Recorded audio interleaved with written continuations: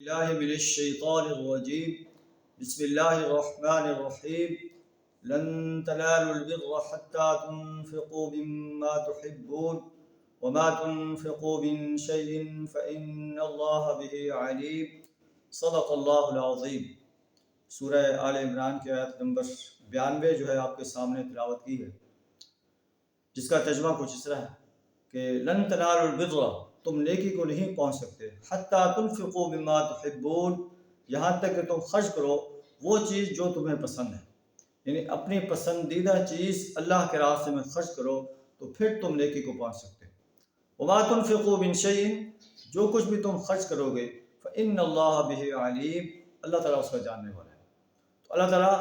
پسندیدہ چیز اپنے راستے میں خرچ کرنے کی دعوت دے رہا ہے کہ اگر تم پسندیدہ چیز میرے راستے میں خرچ کرو گے تو تم نیکی کو پہنچ جائے گے، اگر ردی چیز، ڈسکارڈڈ چیز میرے راستے میں خرچ کرو گے تو اس کی کوئی حیثیت نہیں۔ اس آیت کے نزول پر حضرت ابو طلحہ رضی اللہ تعالیٰ عنہ جو ہے نبی صلی اللہ علیہ وسلم کی خدمت میں حاضر ہوتے ہیں اور عرض کرتے ہیں کہ اے اللہ کے رسول، اللہ تعالیٰ پسندیدہ چیز جو ہے اپنے راستے میں خرچ کرنے کی دعوت دے رہا ہے، تو میرا پسندیدہ مال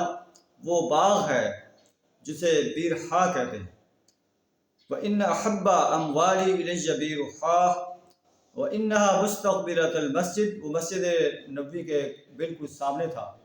وَكَانَ النَّبِيُّ صلی اللہ علیہ وسلم يَدْخُلُهَا وَيَشْرَبُ مِن مَّاءٍ، نبی صلی اللہ علیہ وسلم اس باغ میں جاتے تھے، پانی پیتے تھے، اس کے پھل کھاتے تھے۔ تو حضرت ابو طلحہ رضی اللہ تعالیٰ عنہ نے عرض کیا کہ اے اللہ کے رسول، انها صدقۃ للہ، میں اس کو اللہ کے لیے صدقہ کرتا ہوں، ارجو برہا وذخرها عند اللہ، میں اس کا اجر جو ہے اللہ سے چاہتا ہوں۔ فزعها یا رسول اللہ حیث اراک اللہ، اے نبی صلی اللہ علیہ وسلم،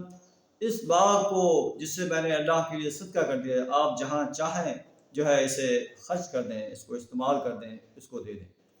نبی صلی اللہ علیہ وسلم نے جو ہے فرمایا بخ بخ واہ واہ واہ واہ، ذالک مال رابح، یہی مال نفع دینے والا ہے۔ پھر آپ صلی اللہ علیہ وسلم نے ارشاد فرمایا کہ میں چاہتا ہوں کہ آپ اسے اپنے قریبی رشتہ داروں میں تقسیم کر دیں۔ تو ابو طلحہ رضی اللہ تعالیٰ عنہ نے عرض کیا کہ ہاں اے اللہ کے رسول، میں اپنے قریبی رشتہ داروں میں اس کو تقسیم کرتا ہوں۔ فقسمها ابو طلحہ فی اقاربہ وفی بنی عمہ، ابو طلحہ نے اپنے قریبی رشتہ داروں میں اور اپنے چچا کے بیٹوں میں اس باغ کو تقسیم کر دیا۔ یہ ہے نبی صلی اللہ علیہ وسلم کے صحابہ کے